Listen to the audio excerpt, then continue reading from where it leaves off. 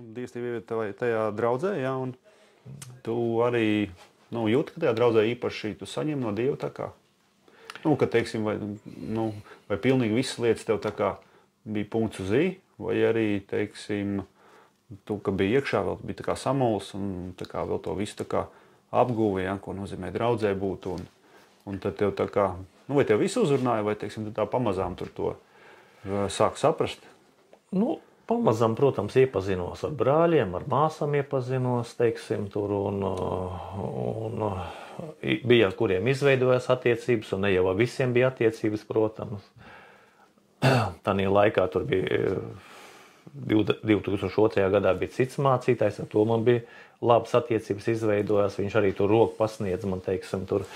Bet tā, kad nomainījās mācītāji, godīgi pateikšu, man attiecības nebija. Jā. Un es arī draudzē neiestājos 18 gadu laikā. Visu laiku jau bakstīju, stājies, bet tā neiestājos. Jā. Un tā kā Covid atnāca, tādēļ Covid vajadzēja no draudzes aiziet. Jo viss mājas grupas tika aiztaisīts ciet pēc tā teiciena, kad jāklausa valdībām un varām. Un mēs šeit, taisni, visi esam sanākuši un sēžam tagad šeit mājas grupu mums notiek. Ko darīt? Jātaisa ciet mājas grupu, un mēs visi sēžam noskumuši. Mums tāds brālis Ilmārs, te ir viens labs brālis, un viņš saka, es nezinu kā jūs, bet es pie Agaru un Inārs nākšu uz vakariņām, un neviens man nevar aizliegt nākt uz vakariņām. Un visu uzreiz, mēs arī uz vakariņām. Un tas bija tā kā uzreiz mēs mājas grupu ciet netaisam, mēs mājas grupu atstājam Covid laikā. Un tā privilēģija jau bija tā, ka te jau ir 7-9 dzīvokļu māja. Un to, kad cilvēki atnāk ar saviem telefoniem, to jau viņi nevar nopēlēt, ka tur ir tā sajiešana kopā kaut kā, to var kaut kur tā, ārpusē. Jā. Bet šitie te mierīgi var, jo mums ir kameras, mēs kamerās mierīgi skatāmies, te bariņķi, kas vienreiz bija atbraukusi policija, bet viņi aizgāja uz citu kāpiņu telpu. Un visu, un tā mēs visu Covid šeit pulcējāmies, un cilvēks tas aizrāva. Kad ir aizliegt, tas aizrauj cilvēks. Interesanti. Jā. Nebija ko darīt, laikam viņam citu, bet kam īsti jāpaklausa valdībām un varām vai Dievam? Vai tas ir pretrunā? Te jau, redz, tā lieta ir tāda, to jēdzeni jau, tā teikt, katra konfesija stiep uz savu pusi, jā. Vieni teica, ka Dievam ļoti patīk, ka tu potējies. Vieni teica, ka ne par ko un nekā, un mēs arī nepotējamies. Tas pilnīgi garām bija. Un tādā pat laikā mēs izslimojām.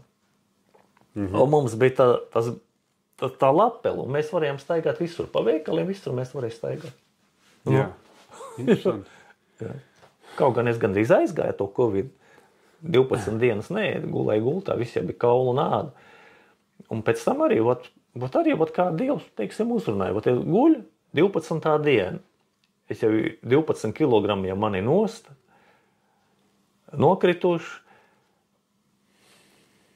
Un Inārs zvana savam ģimenes ārstam, nēd viņš, nēd, ko darīt? Un ēst jau tu vairs negribi. Tu jau vairs negribi, tev ēdiens ir pilnīgi svešs. Svešs, viss, tu vispār tu zini, ka viņš tev vairs nav vajadzīgs.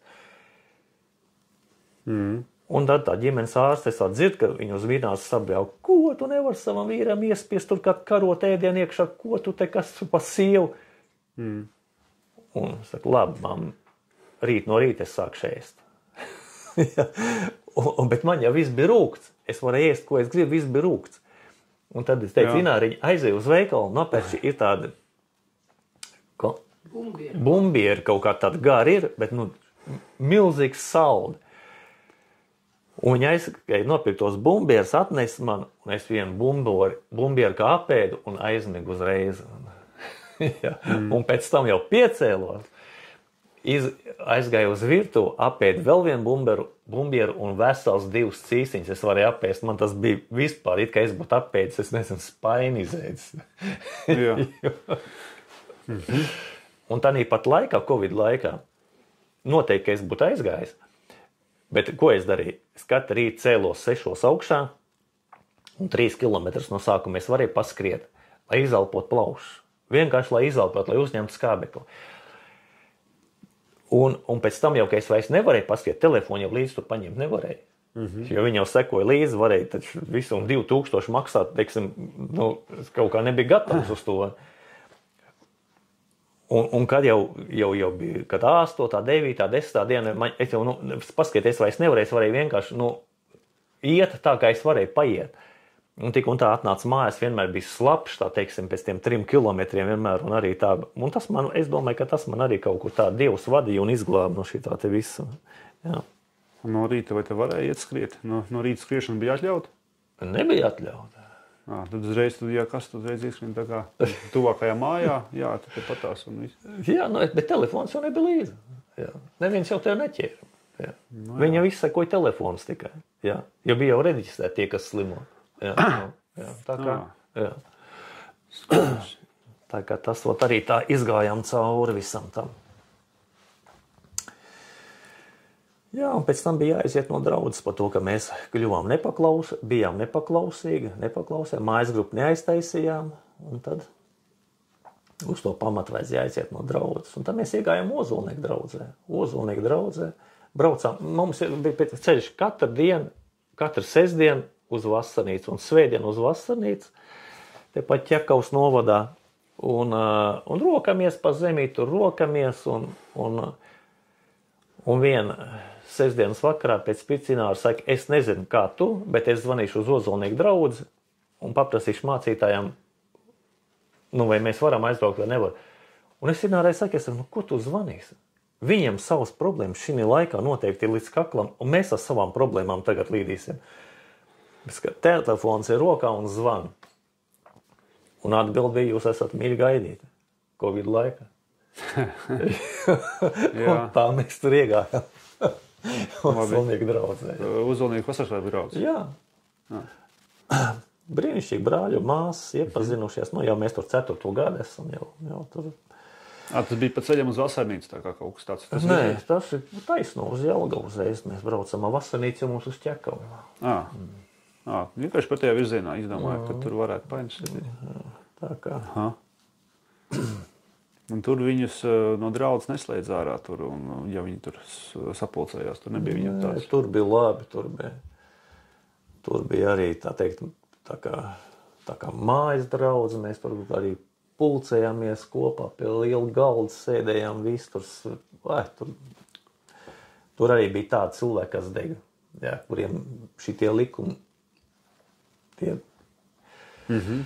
nebija pieņemami un nepieņēmami. Jā. Varbūt Jelgavā ir policija, kā saka, loģiskāka vai, teiksim, varbūt ar. Labāk, teiksim, tās lietas neņem tik smagi vai policijas priekšnieks, kā saka, kas varbūt nav tik strikts. Jā, to tātad nepateiksim. Jā. Jā. Un kā Bībeli? Bībeli tu lasi bieži? Kā teiksim, teiksim, var Bībeli lasīt, var, teiksim, lūgties. Saprat, ka no rītiem lūdzies arī? No rītiem mums ar sievas ir kopēja lūgšana. Jā, no sāka pirmais es lūdzu, pēc tam sieva lūdzu, un tad noskaitām tēvu reizi, un tad mēs aizjām savās dzīves gaitās. Un tad mēs ejam skriet pēc lūgšanas. Jā. Pirmā mēs sākam ar lūgšanu, tad mēs ejam skriet, tad mums ir sportiņš, pensionāri, mēs jau esam pensionāri, jā, bet strādājam. Un tāpēc tam vēl šeit istabā vingrojam. Cik mums kāds stunda aiziet? Vairāk? Tev 2, man stunda. Labi, jā. Jā, pilns komplekts. Un mājas grupa tad arī pie jums notiek? Jā, mājas grupa pie mums notiek. 2 reizes mēnesī mēs sanākam kopā. No sākuma mums tā mājas grupa bija, teiksim, tā, ka, kāda augstākais 2 stundas, teiksim, tā. Un pēc tam viņi kaut kā pats pa sevi palika arvien ilgāk. Un tagad jau 4-5 stundas tā ir norma. Vienkārši norma, laiks aizlido tā kā. Labi. Tad jūs par Dievu vārdu arī runājat? Protams, ka mēs runājam un dievkalpojums pārspriežam. Tad mums ir no cerības draudzes, mums ir no prieka vēsts, cilvēki, mums ir ozolnieki. Jā, un mēs no ozolniekiem mēs pārunājam 3 dievkalpojumus, pēc tam mums ir jautājums. 3 dievkalpojumus? No tā katrs draudzes. Jā, tā pārunājam tā pa īso. Jā, un tad mums ir, protams, mums ir ēšana, sākam ar ēšanu, ar lūkšanu, ar ēšanu, protams, ēdam dušīgi. Jā. Un šitas te, un pēc tam mums ir jautājums. Vienmēr mēs uzdodam jautājumu, un ļoti kolosāli ir tāda, kādam cilvēkam ir jautājums, tagad viņš paceļ to jautājumu, un mēs viņu visi pārunājam. Un nonākam pie viena kopsaucēja. Jo mājas grupa mums ir tāda, ka mēs Dievu vārdu nedalām, nestaipām. Mēs ejam un mēs esam vienā prātā. Vienmēr mēs nonākam pie viena kopsaucēja. Jā. Nekāds kasīšanās, nekas mūsu starpā. Cik jūs aptuveni cilvēki esat, lai būtu tā sarunas, teiksim, lai būtu, es saprotu, ka visi dabūna parunāt, ja? Visi dabūna, kā 12, 13 cilvēki. Citreiz ir 15, ka tā viss sanāk kopā. Jā, arī lūkšana mums ir, teiksim, lūgt var pilnīgi visu. Mēs ejam tā kā pārpili. Ja kāds negrib, nelūdz, neviens netiek spiest. Bet ja cilvēks ir atnācis uz mājas grupu un teiksim, vēls, tagad viens, lai palūdz. Nē, tā nevar būt. Ja cilvēks grib, viņam ir arī jālūdz, jo tad, bet, ka viņš ir atnācis un viņš arī grib kopā palūgt. Un daudz, kur ir bijis, teiksim, jau vēls, davai viens aizlūdz un pa mājām. Tās lietas nenotiek. Jā. Tikai brāļu grupu vai jauktā kādiem? Māsas un brāļi mēs. Tā vairāk gados viss tāda. Jā.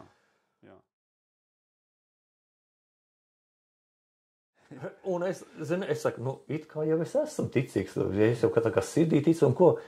Bet es tad vispār neko par ticību nezinu, es vēl Bībeli savā rokā nebija turējis neko nekā. Un tā, zinu. Un pēc tam nepagāja nedēļa pie manīm atnāca uz gultas un sāk sēdēt viens ticīgs, džeks, var teikt, arī kaut kur uz gadiem 30 tāds. Un sāk man sludināt evaņģēli. Jā. Es viņu zinu prom, cik reizes un visu. Bet viņš nāca. Un pēc tam jau, kad viņš man savu Bībeli uzdāvināja, jo es saku, tu jau man te stāsti, bet kā lai es pārliecinos? Viņš uzdāvināja savu Bībeli, es saku, kur tu dabūsi? Es dabūšu sev citu. Un tā, sāk lasīt, un aizgāja. Kur viņš tev nāca viesot? Ne jau pie tevis mājā? Klubinēs. Jā. Tā kā tā. Jā, un pēc tam jau, kad pagāja vairāk gadi, un tikai tā viņš man atzinās, viņš saka, es nevarēju pie tevīm nenākt. Viņš saka, man Dievs likt pie tevīm iet. Saka, ko tu taču varēji pie... Viņš saka, nē, es nevarēju iet pie citiem, man vajadzēja iet tikai pie tevīm. Jā. Super.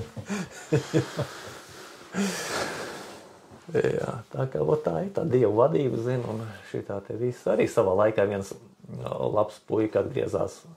Arī bija tas nolietojies, teiksim, tur lietoja narkotikas un visu šito te visu. Un es tik strādāt te vienā vietā pa kurinātāju vienu ziemu. Un arī kaut kā sāk sludināt, runāt par Dievu, zinu, jo kaut kā, ja tev iekšēji no tevs nāk ārā, tu tur nekur nevar likties, jā.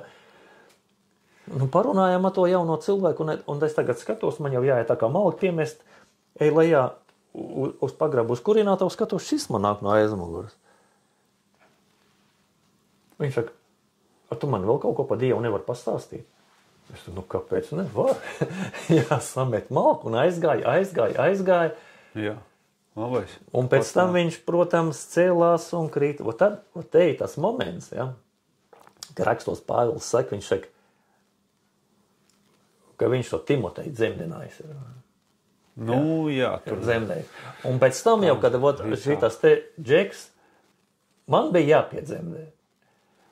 Un tad es sapratu, ko nozīmē pat kādām dzemdību sāpēm Pāvils runā.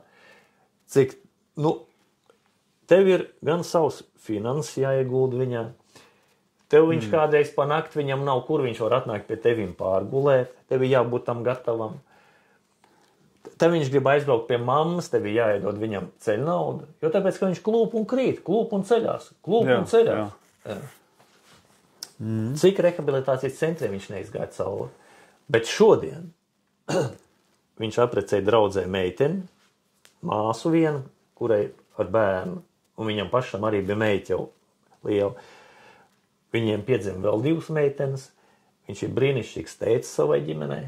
Jā, viņš ir pilnīgi vaļā no visām tiem savām atkarībām, kas viņam bija.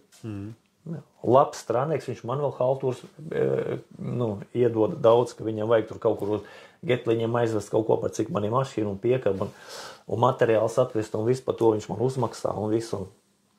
Viņš labi pelna.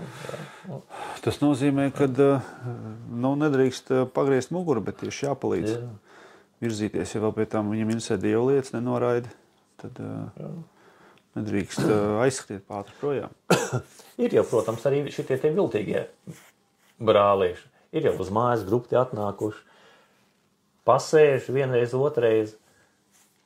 Pēc tam sākās ar to, zini, es gribu sākt jaunu dzīvi. Nu, kāds problēmas? Sāc? Jā, bet ir viena problēma. Naudas nav. Man vajadzētu tagad 400 eiro, jo man vajag noīrēt dzīvokli. Nu, bez dušas taču es nevaru, man taču vajag ar dušu. Un viss, tā kā, man tur vajag to, un man vajag to, un man arī vēl to mēnesi vajag ēst. Kad tu pasēdi paklausies, saka, zini ko, vecī, tev pats galvenais ir iedot. Rokas tev ir, kājas tev ir, galva tev arī uz pleciem. Ko tev vēl vajag? Sāc darboties, ej strādā. Kur ir sakrātā nauda? Tev nekas nav, tu neko nav nesakrājis, neko kā visi... Tā teikt, pa labi, pa kreisi iztērēts, un ko tad tu gribi tagad? Sponsors te atradas, nē. Un šitā tajā vien bija. Viņš aizgāja, šodien viņš ir labi pacēlies. Jā, labi pacēlies, tiešām. Viņam ir mašīna, viņam ir labs darbs, viņam ir jau dzīvoklis, viņam ir un viss. Jā, Vēl viens te bija arī tāds pats džeks, arī viņš arī izdomāja, ka viņam tur vajag, cik tur naudu, lai varētu sākt normāli dzīvot. Es saku, ko tu? Kāpēc tu nedzīvo? Cik gads ir tu un tev jau pār pa 30 gadu, un tev nekas nav. Kā to saprast? Jā. Šitādiem te, kas jau atnāk un uzreiz tev pēc pāris tikšanās reizēm noskaita summu, cik tev vajag viņam iedot, lai viņš sāk dzīvot, tad tiem vāgā vecīt, nebūs te tā. Muļķi te nav. Jā. Kad tu redz, ka cilvēks ir, teiksim, pakritis, un ko es tanī buisi, kurš atgriezās, teiksim, redzēja. Viņš pie manīm te nāca, mēs pie kompjūtera sēdējām, skatījāmies liecības, kā cilvēki atgriezušies, un viņam vienmēr bija acīs asars, un es redzēju viņa labos sirds. Jā, viņam bija tās atkarības, bet viņam bija laba sirds. Jā. Viņam acis bija pilns asara. Jā. Šodien viņš ir brīnišķīgs tēcis. Nopietns cilvēks, ja nav tāds hi-hi-ha-ha, ja. Tad kaut kas var sanākt no tā. Jā, tad cilvēks atvērts patiesībai. Gatavs iet pa to ceļu, kas ir īstais, nevis... Dievs izdara savu, mums ir jāizdara savus. Jā. Jo mēs jau pa šitās zemes neesam tikai, lai staigātu, lai ēstu, lai kaut ko tos, jo, nē, mēs jau esam tie instrumenti. Jā.